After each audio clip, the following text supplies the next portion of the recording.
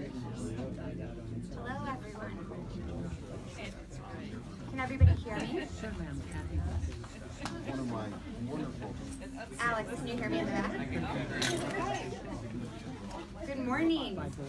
Thank you, everyone, for being here. No more so than to our panelists, who I'll introduce in a moment. For those who I haven't met, I'm Megan Karsh. I started as the Vice President of Initiatives in April here at the Pacific Council. Pacific Council's initiatives are opportunities for members to get involved in impact-oriented programming created and run by the Council to address key foreign policy issues.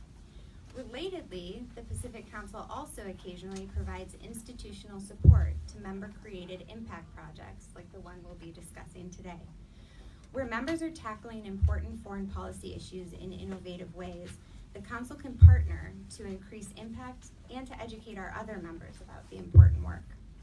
Which takes us to the Project to Strategically Protect Soft Networks, or SPSN. SPSN was created by Steve Miska, a retired U.S. Army colonel and Pacific Council member. First, I should address soft networks. You may be unfamiliar with the term in the foreign policy context, which illustrates how overlooked the issue has been by the policy community and media during the last decades of war in Iraq and Afghanistan. Soft networks are local nationals in countries where the U.S. is at war who provide invaluable support to American diplomatic, military, intelligence, and law enforcement operations. Their support may take the form of translation, interpretation, operational assistance, many other roles. The engagement and protection of such local partners is absolutely critical to successful military operations and to United States foreign policy, as our panelists will attest. The Project to Strategically Protect Soft Networks is a public-private enterprise developing and proposing policy approaches to protect these brave individuals and engaging policymakers to put the issue at the fore of combat decisions. Today, however, we'll come down from the sky-high policy level to the individuals who know the topic intimately and who struggle with the consequences of America's approaches to soft networks to date. Today will be more of a storytelling session than anything else. It's my privilege to introduce our panelists, not only because I so deeply admire their service and commitment to this issue, but because protecting soft networks is near and dear to my heart. From 2012 through 16, I ran a state-building collaboration between the U.S. Department of State, Stanford, and American University of Afghanistan. Our partner faculty and staff in Kabul worked with us at great personal risk. When perceived foreign supporters began being targeted in Kabul in 2014, we attempted to protect our network as best we could for 2 years with little success. One faculty member received a special immigrant visa in 2014 and now lives safely in California. We ratcheted up our efforts in summer 2016 when the threats reached critical levels, but to no avail. 16 perished in a terrorist attack on the university in August 2016. So I can personally attest to how critical this issue is from a security, policy, and human dignity level. With that, let me introduce our panel. To the right of me, I have Steve Miska, who I mentioned is a retired U.S. Army colonel, Pacific Council member, and the founder of SPSN, who will provide the perspective of government practitioners on the ground who depend dearly on local partners. To my left, I have Fadi Matti, said correctly, who is a local national contractor working alongside the American military in Iraq and who face the complexity and risk that inevitably entailed. And finally, to my far right, I have Sarah Feinberg, who also has experience relying on soft networks in combat as a Marine Corps officer leading patrols in Iraq. Today, however, she'll focus on her experience of protecting soft networks at the individual level at home by welcoming an Afghan family into her home as a sponsor. So with that, I'd like to turn it over to Steve, who will take about 10 minutes to just let me stop talking about him and talk about himself and the project in his own words. Thanks, Megan. Everybody hear me out there? Thank you all for being here today, and I really would like to thank the Pacific Council as well for being such a wonderful partner in this effort to strengthen our national security endeavors abroad. That's what the policy development effort is all about. But I'm not going to talk about policy today because Megan just said this is a storytelling exercise. And so I'm going to tell a story from the perspective of a practitioner in the field. Not necessarily a military practitioner, but anybody in the U.S. government faces this problem if they're abroad.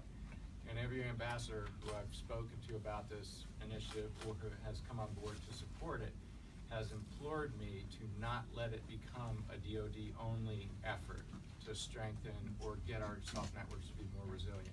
They've said it is a whole-of-government problem. Do not let DoD, which tends to be the 800-pound gorilla in the interagency, don't let DoD take this project for themselves, which unfortunately isn't really an issue because it's hard getting attention sometimes with DoD. But let me tell you a story, and the story is going to be my personal awakening to this problem. And I was on my second combat tour in Iraq, in Baghdad, in 2006 and 2007, and it was a sectarian bloodbath. Our patrols were finding, on average, 275 bodies a week dumped in the streets, and our interpreters were probably doing the most dangerous job in the world at the time. They were collaborating with Americans. And so there were people in government who were trying to kill our interpreters. There were people in the security forces. There were Jaish al-Mahdi militia, Al-Qaeda, Sunni insurgents. Everybody knew that our interpreters were a vulnerability for our ability to interface with the population. And a guy named George Packer came in to do an embed. He's a reporter with the New Yorker. He has a gifted pen. And I was excited because I had read George's book, Assassin's Gate, and I knew how good of a journalist he was. And he ended up having to leave early because his wife went into labor. And I was disappointed. I thought, well, nothing much is going to come from that story because he was only here for a few hours. And he had interviewed a few folks, but then he was gone, and absolutely rightly so. He needed to get home to be with his wife. About 2 months later, he sent me the link to a 15,000 plus word article with a one-word title. And the title was Betrayed. Now, 2 weeks before that, Nadal, who had been a store owner on our base for 4 years, was shot and killed by Shia militia in the streets of Baghdad. And 2 weeks before Nadal was murdered, Jack, who was an interpreter who went on patrol with me every day, was killed by Sunni insurgents in Balad when he went home to be with his wife, who had just given birth to stillborn twins. The level of tragedy was just brutal, and personally, I couldn't make it through George's article. It was that gripping, and still is if I go back and read it to this day. And so that was my awakening. I realized that I could not look myself in the mirror. My team, we couldn't look each other in the eyes if we weren't doing something to protect our Iraqi partners who were going on patrol every day with us, putting themselves in harm's way. And really, they were taking more risk than we were in a lot of ways because their families were in play. My family was back in Germany at the time, safely on a U.S. military base. So it was easy for me to throw myself into the fight, but they were taking significant risk because their families were exposed in many cases. And we didn't have a lot of tools to help them. We didn't know much of what we could do. And so what the project is, and what I've been doing ever since, is trying to develop more policy options beyond this special immigrant visa, which was an effective tool, but should be a policy of last resort, and which is why we have Fadi here today, alive, because we have that really incredible tool, and why your family was able to come from Afghanistan and be sponsored. But it's, we can do better than that. And I'll just stop my story there so we can hear some of my colleagues here tell theirs, and then we'll get into some more of the policy aspects of it. Fadi, so it'd be wonderful just to hear a bit of your take on it and about your background in your own words. Hello everyone, thanks again for coming and thanks for having me. My name is Fadi Matti. I worked as a combat interpreter with the U.S. Army and the Marine Corps for a bit over 4 years. It all started, actually I got recruited about 20 feet away from my home. The U.S. military was doing a house-to-house search. They were looking, I guess, for some bad guys and weapons and whatnot. And they were having some problems with one of my neighbors. They could not communicate. And we're talking, this is May 2003. So about a couple of months right after the fall of Saddam's regime. At the time, I spoke pretty good English because that was my major in college.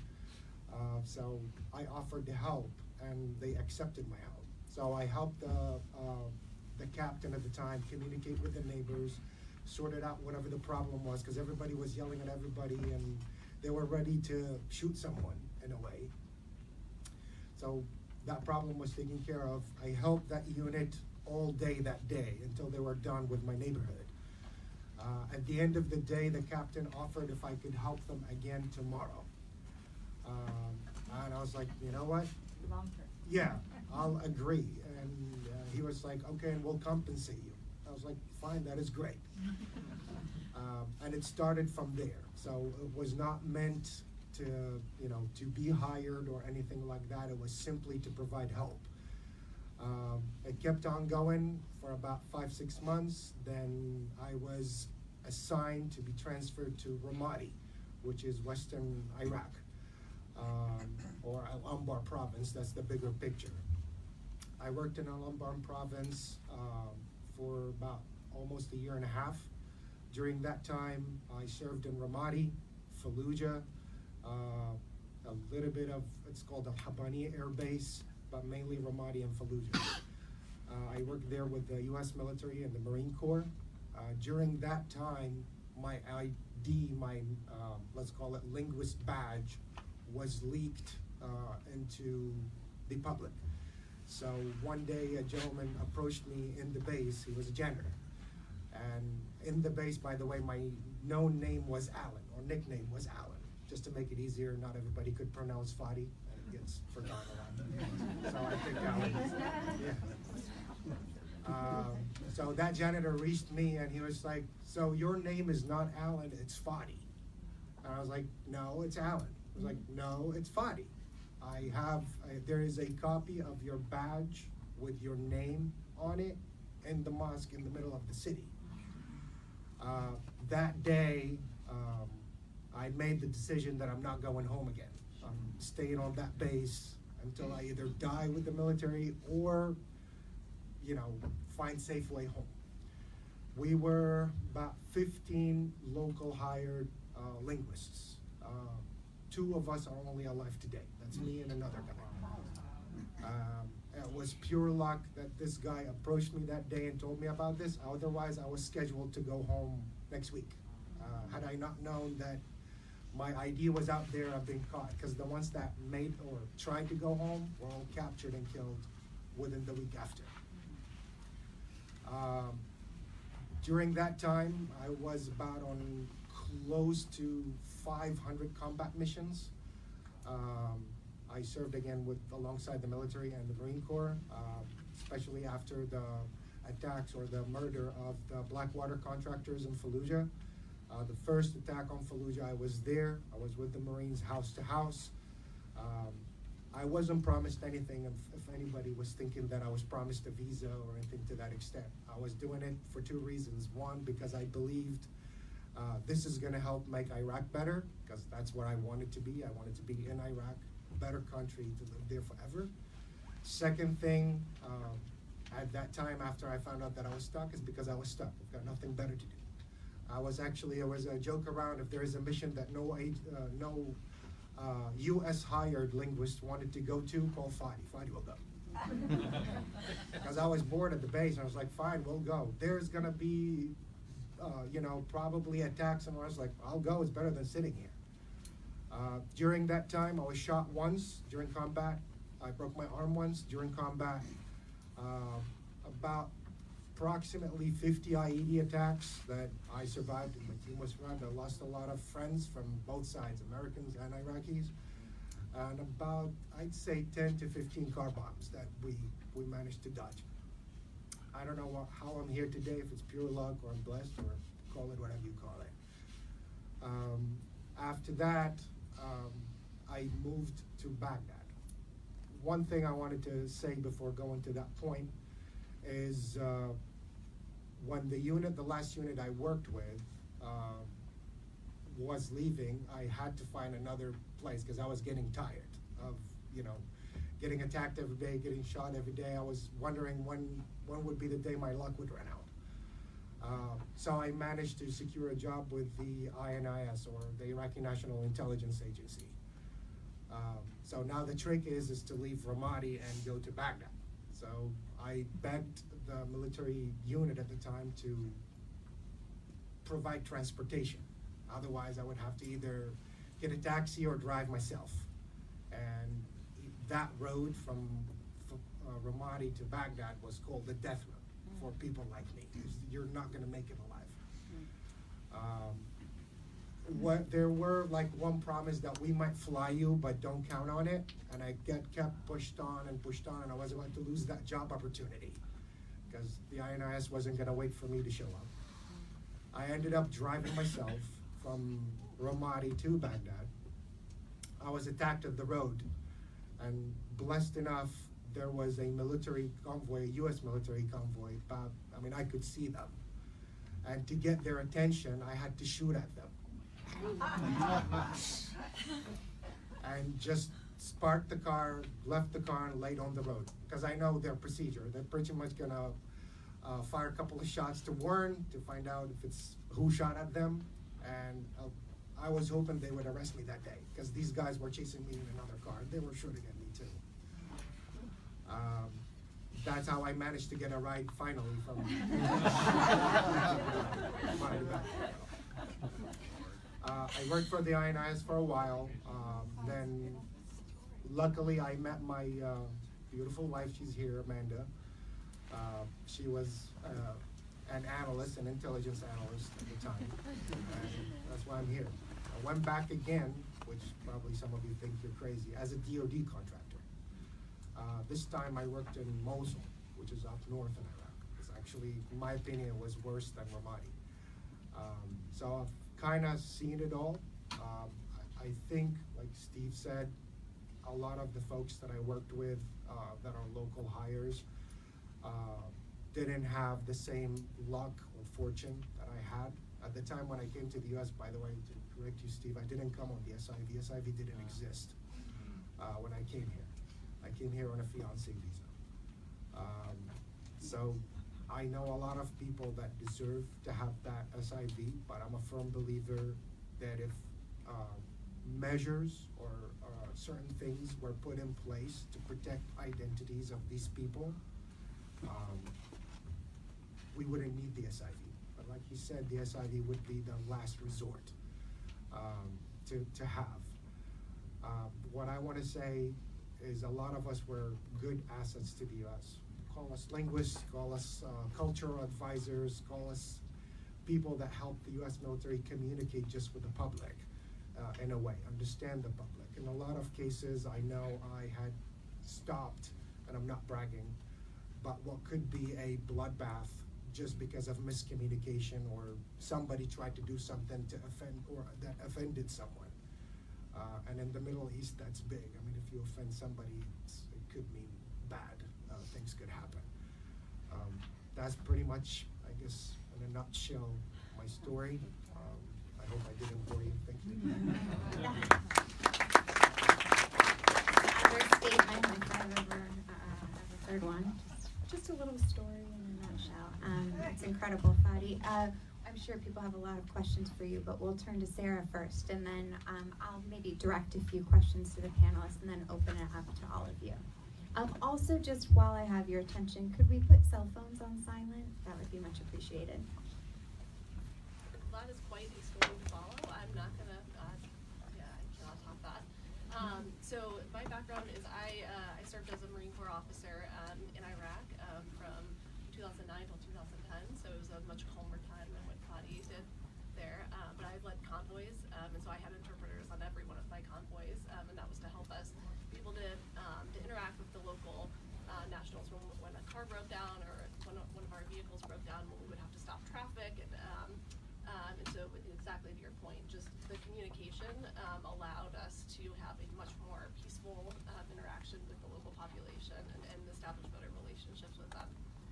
So I got out of the Marine Corps in 2012 and did not really give a lot of thought to what happened to the interpreters afterwards.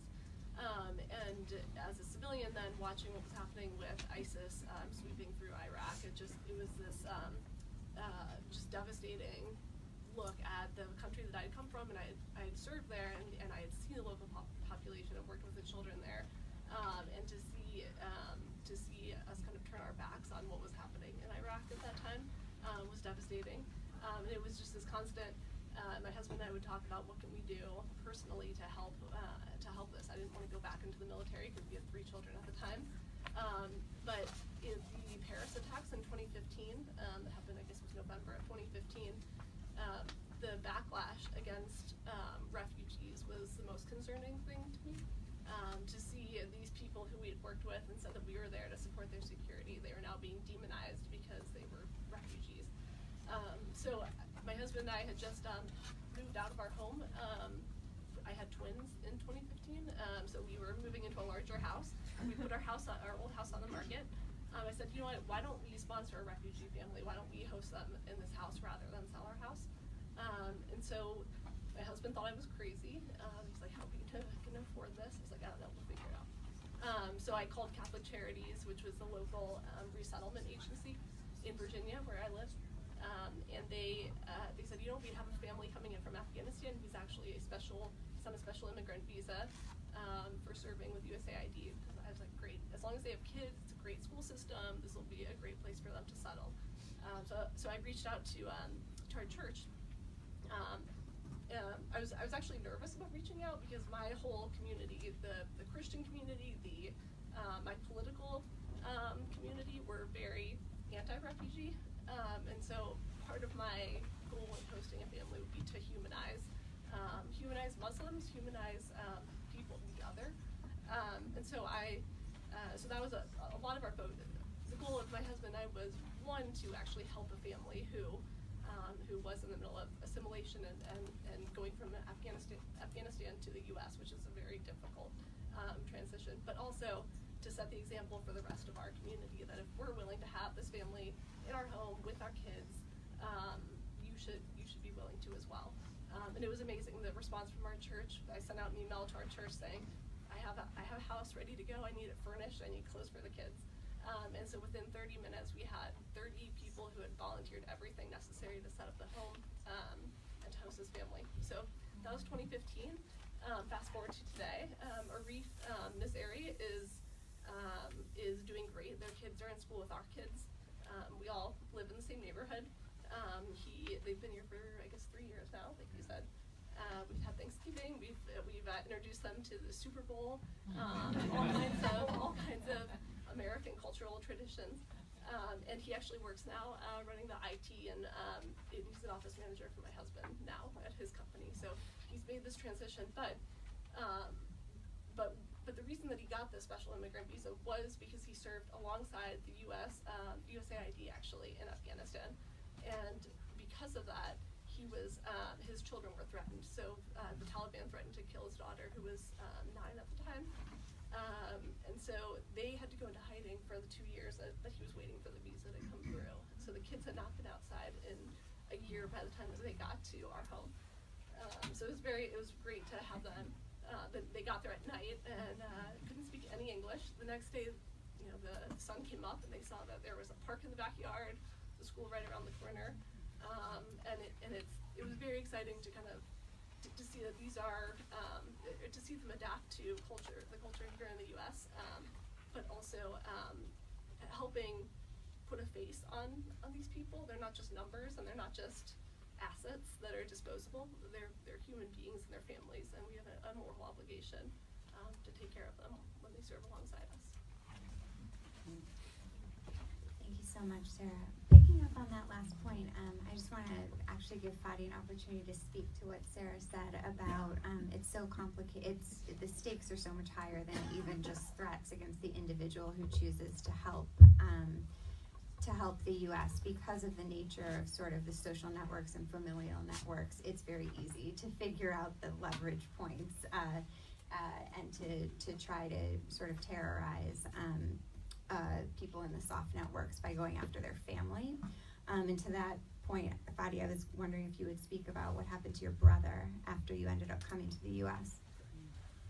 So back when I moved to work for the INIS, I guess that's when Al-Qaeda started catching up that I am in fact working for the Americans or collaborating with the Americans. So that's when the death threats to my family's home started coming. First one came with a hand grenade, that if you don't quit, we're gonna kill you. Of course, we maintained, again, that time I decided again not to leave the building that I worked at and stay there, but my family was still at risk. We managed to, my family was pretty good at denying that I am working with anybody and I'm actually outside of the country. I'm in Jordan, and nobody knows. I tried to be less seen in the streets, I guess, if that's to be true. They kept on pushing the issue until I came here to the US. A month after I arrived to the US, they actually went into my house, Al-Qaeda did, and looking for me. When they couldn't find me, they took my brother. And they were like, they were telling my family, you want, my brother's name is Faiz, you want Faiz back? We need Fadi. Give us Fadi, we'll give you that one. And they kept telling them that he's outside of the country. I was like, well, have him call us. We want the brother. We want Fadi. I was here, I was not fun at all. And I ended up negotiating for the life of my brother. Luckily, we had some counter terrorism training that includes some training about how to negotiate hostage negotiations when I was at the INIS.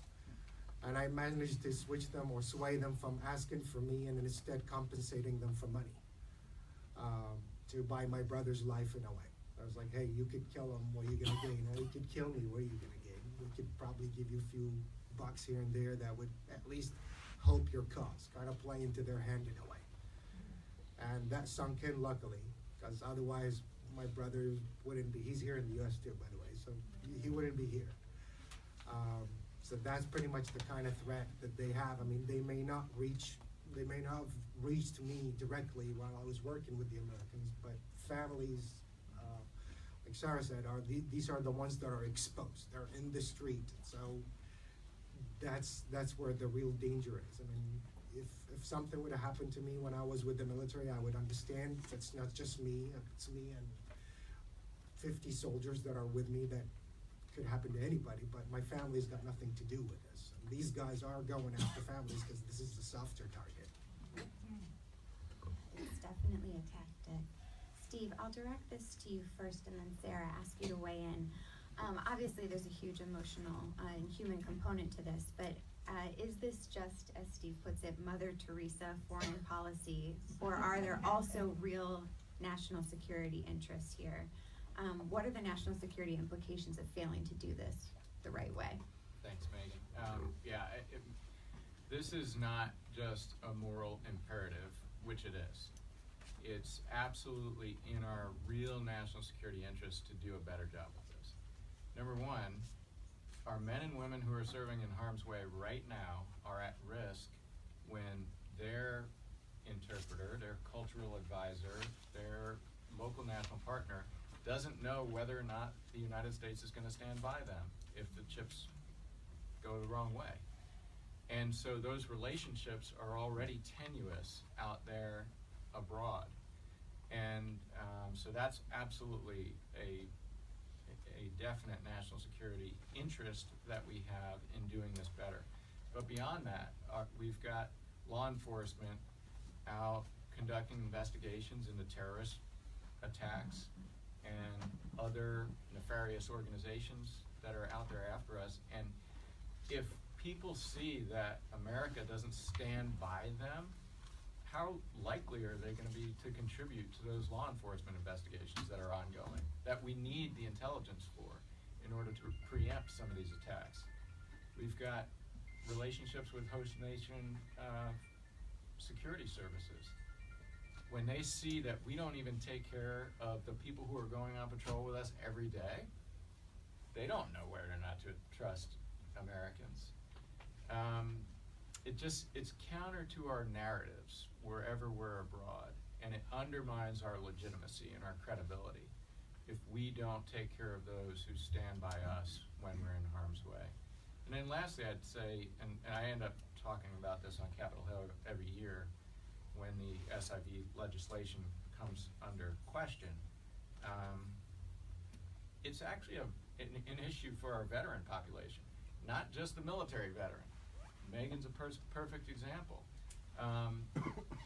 We come back with these really rough memories, and guilt is a pretty tough thing to deal with. And if you know that your most trusted partner is still out there in harm's way, and you are ashamed of your country for not doing anything about it, and you're feeling impotent in your own ability to live up to at least the ethos that we learned in our time in service, which was leave nobody behind, but you feel like you're violating that ethos, my question is to policymakers, is that how we want our young men and women to leave their time in service? Sarah, do you have anything you want to add? I think Steve covered most of it, but yeah, I think the three main reasons are, one, it's absolutely necessary from a security standpoint on the ground. We can't recruit interpreters if they know that we're going to abandon them down the road. And as they watch these policy fights go on, and our senators here in the U.S. rejecting their visas, I think it sends a message while we actually have troops on the ground in Iraq and Afghanistan. The second one is, to your point, the moral obligation that we feel coming back from combat zones to, we were willing to sacrifice our lives to go there and fight, or support the troops on the ground, and to abandon the people who served alongside us is not in our ethos as Marines. And Matt Zeller, who we both work with closely, he started. I wasn't a Marine, by the way. I just want you to know. But Matt Zeller, who's one of our good friends, who started an organization called No One Left Behind to support these SIVs who are coming to the U.S. and to help get them set up here. But so it's, one, the security aspect, two, the moral obligation, and three, it really sends a message to our allies. If the people who supported us when we were at our most vulnerable in combat operations on other soil, if we're willing to abandon those allies, then how much more willing are we going to be to abandon our other allies around the world? Thanks, Sarah. And on that point about the difficulty recruiting, I did have a question about recruitment. Fadi, it sounded like you started working with the U.S. military on an ad hoc basis, like, hey, work for us for a day, another day. But once it became clear that it would be a longer-term commitment, what, if anything, was conveyed about the protection we would provide? Were there any guarantees made, or were there even discussions about it? No, Megan, actually, there were no discussion as far as, or promises as far as, like, we'll protect you if something happened. Actually, when I first started, it was not as bad as when the threat actually started happening. And even when my information was leaked, when I went to the captain that I was working with at the time, it's like, this is what's going on, what do we do to take care of this or to fix this? He just shrugged and looked at me and was like, I don't know what to tell you. Wow. Just don't go home. And I was like, well, that's okay, but for how long? Because we still got to do something about it. So as far as like promises made on protection, it was not. Jokingly, one of them was like, do you want us to put a couple of Humvees in front of your house? And I was like, well, that would make it worse. Don't do that, actually. I will confirm that. So to tie together a few threads, because it sounds like there isn't much of, there wasn't necessarily a process or thought for security with recruitment, and then Steve, you said that it's been very hard to get DoD's attention, but you guys just said that soft networks are critical to successful military operations.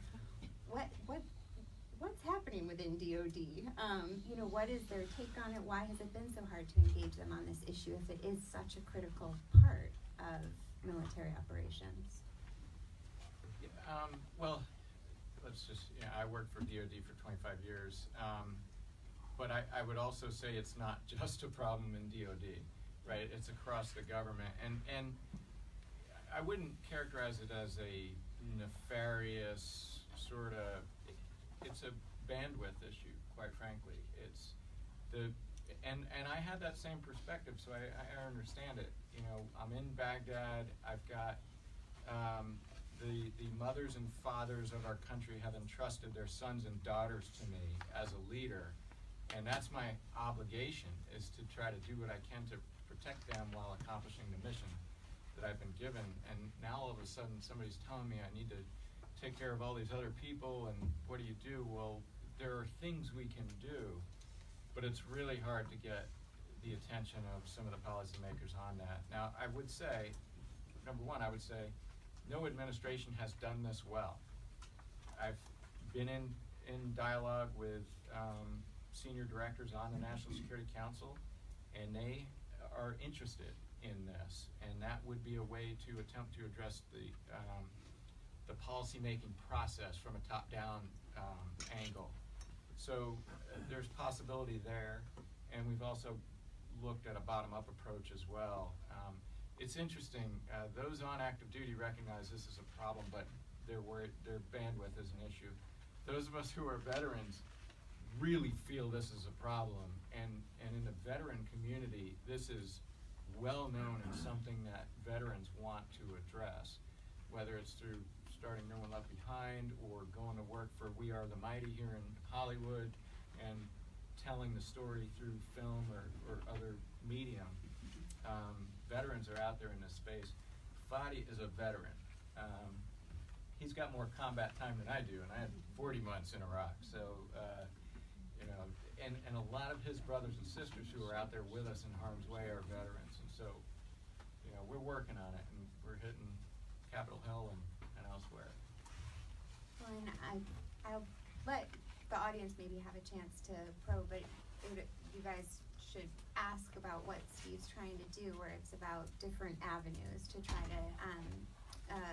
to resolve the issue, and different points of leverage, and also things that we can do kind of as private citizens, or that active duty military individuals can kind of do on their own. So just trying to think creatively about this really vexing issue. But before we get into that, can you just say what's the current status like at the U.S. policy level right now, Sarah and Steve? So the SIVs were included in the NDAAs in the past until 2015, 2016, when Jeff Sessions stripped them out. And he did not, it was kind of a backlash on Muslim immigrants, and so he thought that we also shouldn't even allow people who had served alongside us to come in on special immigrant visas. So that's how Steve and I met, actually, was lobbying, trying to lobby his office. He wouldn't even meet with us on that issue. But it was added back in at a later date. Right now, the program is at risk. The visas have not been authorized this year. So we're trying to push Senator Shelby to add 4,000 visas and to fund that. So you can explain maybe more of that. Yeah, no, it's basically what happened, and is absolutely right. The traditional legislative vehicle for the special immigrant visa has been the National Defense Authorization Act. And so each year it's a concerted effort by organizations that we represent to attempt to convince members of Congress, which actually there's wide bipartisan support for it. There's usually only a few what I would call obstructionists. And so that is one area, though, that we continue to have to focus on each year. But as Fadi said, that should really be a policy of last resort. There are a lot of other things we can be doing in order to do a better job of proactively insulating our soft networks. And that's where the departments and agencies have a lot of room to grow. And So our project is research-based in developing best practices to feed into the policy development process, but also we are very much trying to advocate on behalf of a policy development process itself and get that moving in government as well. So I'll ask one last question, then we'll turn it over to all of you for questions. But Sarah, I'll put it to you, since as now an American citizen, no longer in the military, you've taken some very big steps to help. What can the average American do, from as big of a step as you've taken to maybe smaller steps? What are concrete things people can do to help with this challenge? Yeah, I would say organizations like Matt Zeller's of No One Left Behind, it's totally run by private citizens funding it, helping those who have the special immigrant visas, those who arrive in the U.S., is helping get them set up in homes. Also, if you are gainfully employed, I would encourage you to hire people here on SIVs. They do become American citizens. They're legal from the time that they get on our soil to work. And I think that to me was one of the biggest challenges, was trying to help them find jobs. And it's so difficult to come to the U.S. and try to find try to get a job when you don't have access to credit to transfer your skills. So if you're an accountant in one country, it doesn't transfer to being an accountant here. If you're a doctor in another country, it doesn't translate. And there's no way to get a loan to take the right tests to do that. So I think being able to helping guide people through that process. So reaching out to your local resettlement agency. There's 9 authorized resettlement agencies in the country. I reached out to Catholic Charities, but helping kind of guide newcomers to the U.S. through the job search process, I think, is really beneficial. Great. And I'd like to open it up to the audience if we have any questions. Sure. Alex, do we have a Great microphone? question. Start right now with just talking about Okay, Sonny, you might have to just talk up. Thank you. Thanks for having you all. Steve, I have a question. We've been in a perpetual war since 9/11. Basically, the Patriot Act is signed, and any president can just attack anywhere, anytime. Doesn't need Congress approval. So, in light of that, wouldn't that be? And also, we have access to. We have a great military, but access to contractors, i.e., mercenaries. They're available, ready to go where action is. Why can't we have, as part of it, what you're doing, part of this DoD program that, hey guys, you over there, because we were there at Civic Council early on, and we met people like Fadi that, because Admiral Harvard was doing all these conference calls, the state of the art, with various parts. So without these guys, none of this would have happened. We were very impressed that it was like running a Fortune 500. He was sitting there with the general from Afghanistan side, with people like Fadi, and they had conference calls all over the troops in the area. So it is so crucial, and why wouldn't that be part of this Patriot Act or anything like that, you over there you're gonna need these guys. Therefore, after 6 months, you gotta issue something, paperwork, protection. That's a great question. Number one, what I would say is, because you point out we have been in perpetual contact since 9/11, this is not a new phenomenon. And so I came back from 3 combat tours in Iraq, so frustrated by the lack of policy options that I decided, okay, I don't understand the policy development process, so I'm gonna go to DC and try to figure out what that's all about. And so I ended up doing 3 combat tours in DC. They were harder in some ways. And I wrote a thesis on this subject though, and one of the chapters that I decided to write was on the Revolutionary War. Because our founding fathers in this country executed this strategy very effectively against the British. They went after loyalists and others supporting the crown and undermined that soft network. They did that very effectively to the greatest superpower of the world at the time. So if that's a logical strategy that adversaries fighting from a position of weakness will pursue, we should anticipate it and have a response at least, or proactively address it. Part of the challenge is very much the complexity that arises when we contract out for these services. And so we're outsourcing to the contracting community for X number of linguists or logistical support, whatever it happens to be. And so we've got a third party now involved, and they're engaging in explicit contracts where money is passing hands, but then Fadi and Sarah go out on patrol and they engage in an implicit contract. And that implicit contract is built on the trust of that relationship and then sharing risks day in and day out. And that's a very different type of contract. And so now we've got this triangular relationship going on with how we're prosecuting conflict. And that's just the same applies beyond DoD. It's not just a DoD complexity. The State Department does that as well, and other organizations in our government. And I think that's part of the problem. Nobody is really, I don't think there are too many nefarious actors out there. And so one of the ways we're going about trying to do better at this is bring the contracting community to the table as well.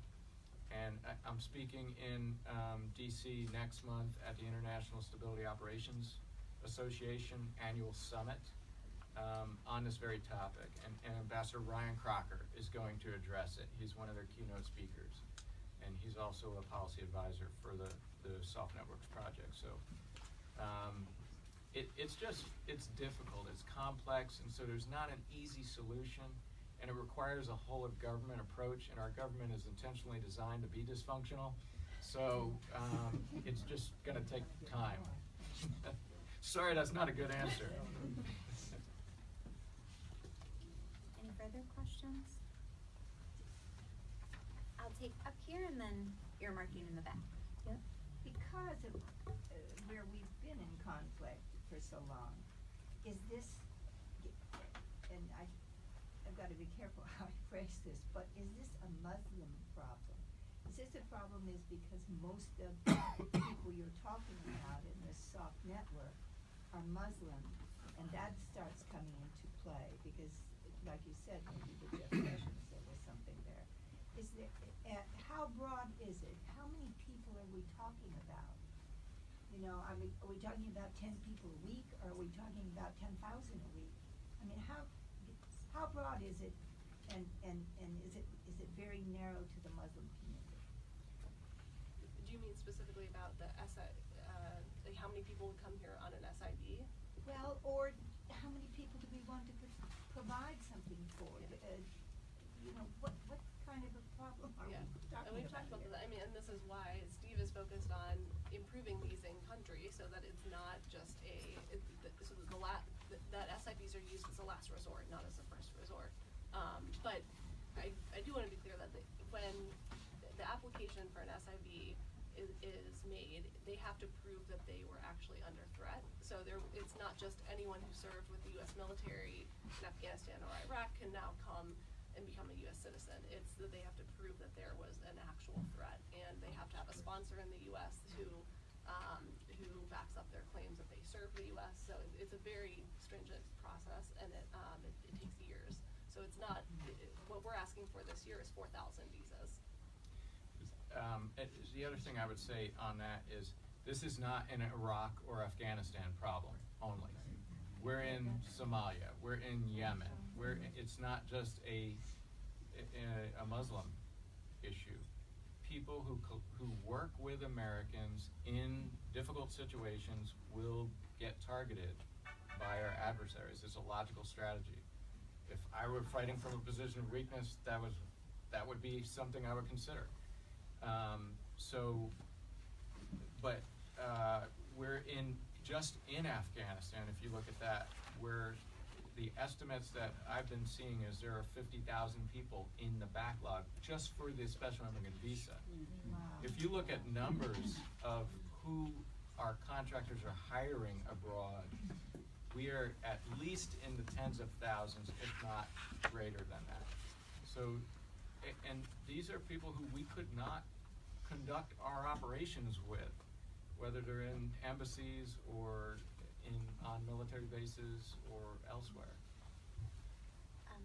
Well, and just quickly on the SIV visa, the need for kind of a coherent policy, because in the early days, a number of the SIVs for Afghanistan went to USAID just because those applications got pushed through faster. It wasn't necessarily who was most under threat, and then there was sort of an arbitrary decision to make the guidelines more stringent in 2014. So for example, I mean, I'm grateful for any life we were able to help get out, but my one colleague who I said made it to Modesto was probably the least of threat out of all of them. He just got his visa in faster because he had also done work with USAID a couple of years prior, although we were with INL. I had promised the gentleman in the back, and then I'll come forward. On the narrow question of translators, is for the future, is there a technological answer that can reduce the necessity of these people? What do you think, Fadi? Can you be replaced with an iPhone? You can, probably. There is an app for that. The issue is that it's not just being a translator. You're a cultural advisor. You're there. You know the area more than anybody else. I mean, you could understand what they're saying through an app or whatever, but you may not understand exactly what's the meaning, the real meaning behind it. Mm-hmm. It's not just a word per word or word per word verbatim kind of translation. It's more about what's behind that translation. Mm-hmm. So again, that's why I call them translators / cultural advisors. Mm-hmm. So I'm sure there's going to be an option. I would say when an app is able to be my cultural eyes, ears, and mouthpiece, then maybe I'd trust it, but I would not take this over a guy like that on patrol with me. That's 'cause you're And, not I'd under leave 20. this on the base.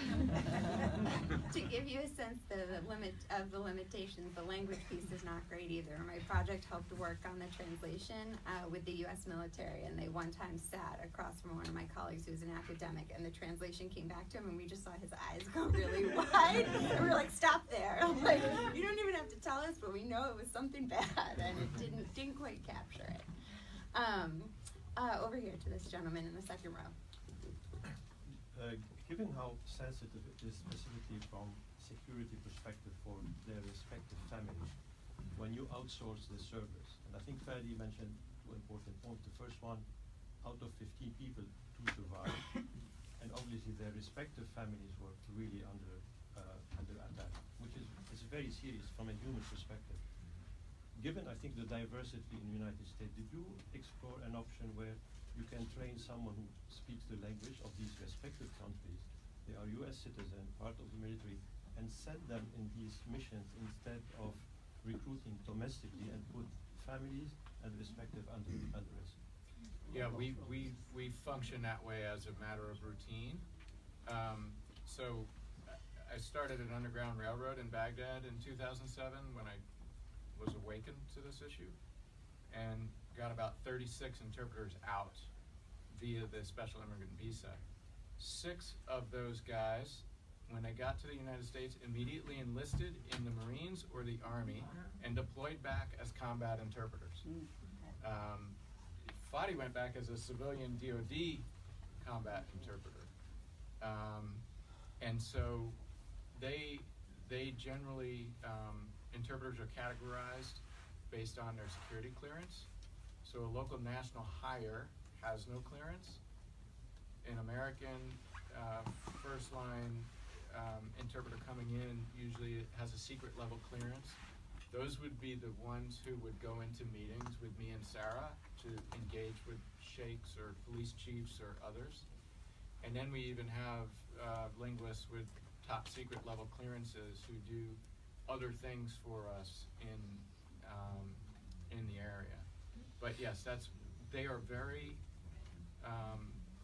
expensive to train and hire, and we never have enough of them. And so that's why we end up going with a lot of local national hires. And quite frankly, I would say Hassan, who was a guardian angel for me in Baghdad, was from Benghazi, Libya.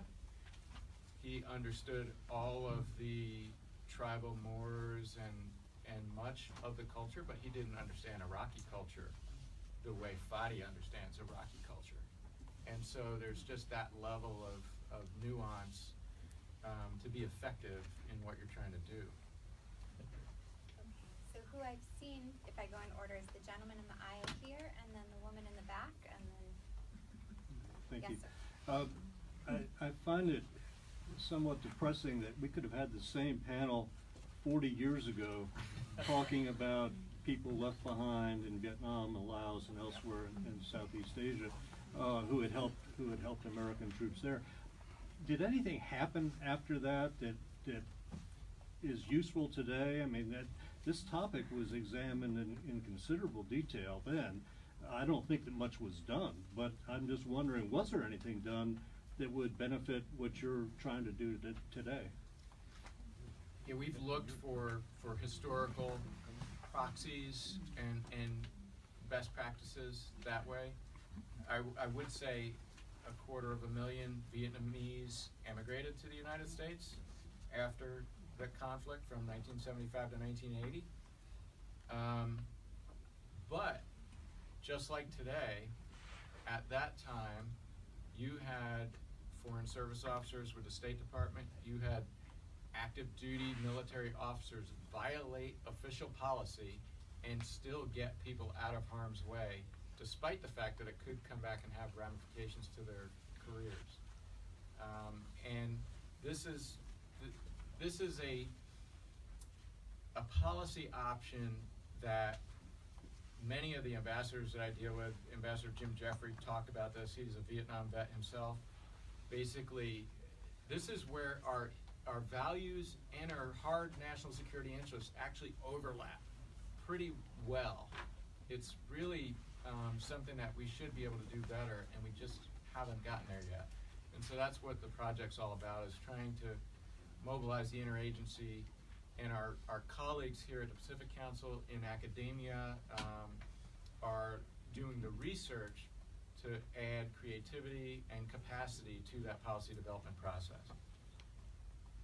Yes, in the back. Several times you've talked about how the SIV is the remedy of last resort. So whether the remedies of first resort or second resort, what do you have specifically that you can enlighten us about that would help? I mean, the first thing is that we would have hoped that Iraq and Afghanistan were secure countries, and we wouldn't have been there for 18 years. So if that had been the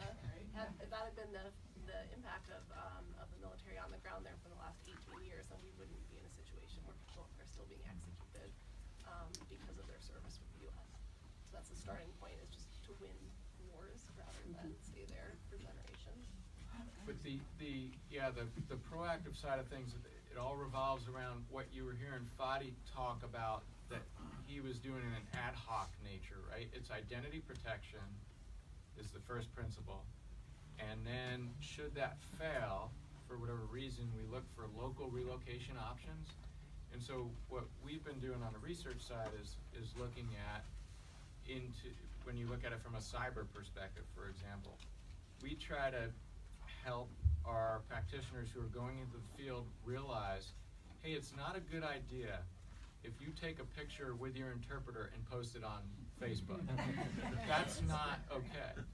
And the interpreters need that training as well, because they don't know any better, and they're working with somebody in uniform for the first time and helping the Americans, and then all of a sudden they've got a problem because the terrorists are out there scouring that. So identity protection is the first issue, and we've looked at a lot of different areas where how the media does it in conflict zones with their local national stringers and fixers, because we've got journalists who are going into Syria to report on stories. They rely on local nationals just as much as we do. NGOs in conflict zones, and we've looked for their best practices, as well as we've looked at domestic law enforcement as well. We've got programs here in the United States, witness security, or witness protection, more commonly referred to, how we insulate battered spouses. and other vulnerable people.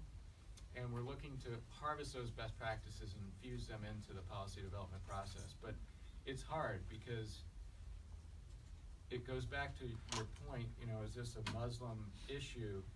I would say no, but it is a cultural issue from an organizational culture perspective. And that's part of what a good pre-deployment training would do is it would get our men and women who are going into harm's way to think about these challenges in advance and figure out what they would do to mitigate the risk. I think I didn't have anyone on hold, right? So this gentleman right here. Fadi, I wanted to take advantage of your background. What do you think the future of Iraq will be? The stability of the country looking forward? If you could, That's a tough question. Looking at the way things are going right now, in my opinion, I still see Iran pretty much involved in whatever policy being made in Iraq. So stability maybe to a certain level, but as far as like stability and more prosperity, no, not as long as Iran is still in play. Because anybody you have in the government right now is somehow funded, supported, or endorsed by Iran, starting from the prime minister and going down. Any policy or any decision being made had to be okayed somehow by Iran. We have General Ali Soleimani, who's still who's probably most wanted in the U.S. List, touring Iraq and making policy, pretty much making things the way he wants to. And as long as, you know, this guy is around or Iran is involved in this country, it's not. So why is it bad? I mean, why would it bad? For stability, they both need economic development, they have youth. Correct. Look, Iran is a neighbor country, so they'd have to have some sort of relation. So think about it this way. How would you like it if the Prime Minister of Canada came here and tried to get involved in U.S. policy? Tried to shape your U.S. policy? Did they? You don't like it. We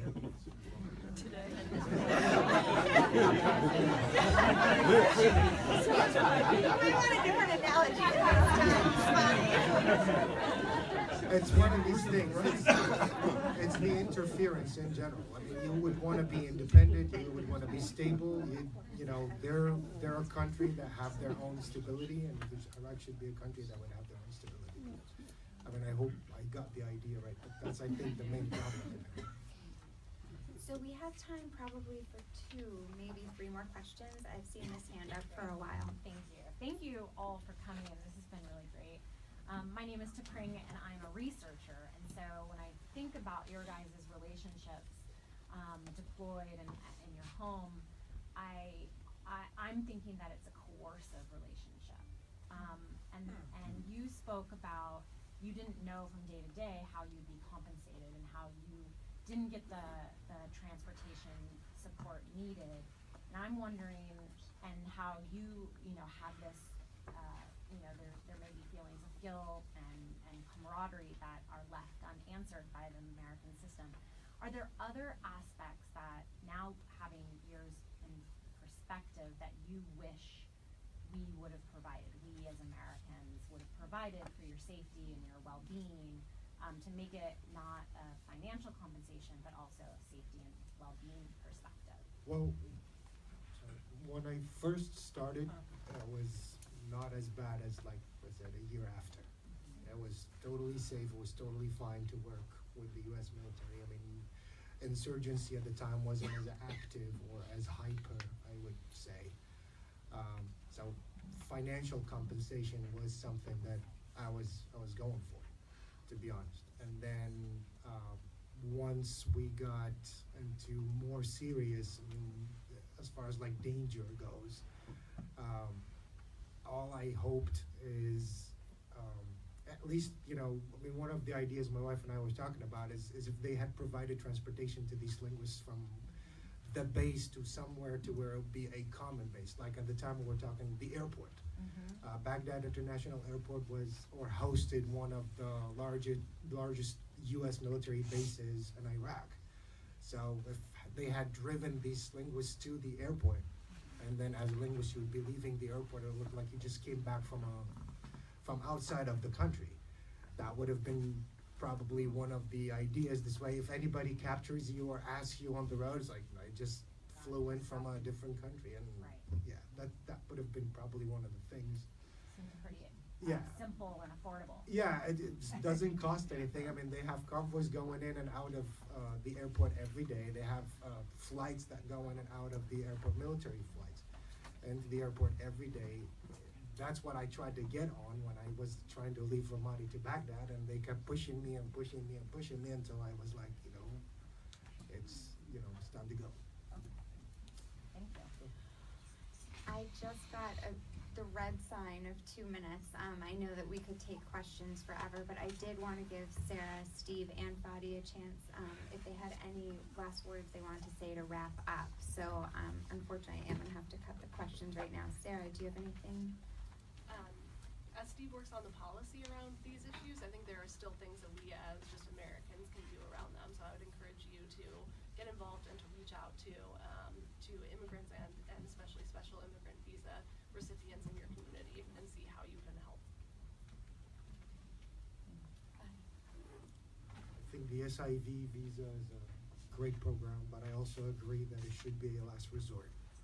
There has to be a way or means to secure these, let's call them soft networks that we have as U.S. military on the ground. But then if push comes to shove, then SIV it is. Yeah, I would echo Sarah's comments. There are ways that you can help if you would like. We're always looking for researchers. But No One Left Behind has a chapter in San Diego. Mandy, Fadi's wife, actually manages it down there in San Diego. They are a great organization that helps with sustainable housing and employment if somebody is fortunate enough to make it here. If you know of somebody who's in harm's way, there's another organization in New York called IRAP, the International Refugee Assistance Project. They are a gifted legal organization that advocates for those who are vulnerable and out there abroad. And they also help us with a lot of folks in the soft network arena. So there's a lot of different ways to get involved, and I think we're all happy to stick around and answer any other questions. I know some folks who didn't get to ask them, so please feel free to come up and fire away. So I will just wrap up. It hasn't been a traditional policy panel in a lot of ways, so I'll close in maybe an untraditional way with a note of gratitude. So first of all, thank you to all of you for attending. Second, it's a gift when people make themselves and their stories, especially painful memories, available for other people's education and growth. So thank you guys, genuinely, and especially you, Fadi, for sharing your stories today. Third, thank you to all three of you for your service, and that's not a cheap throwaway. Thank you for your service. We especially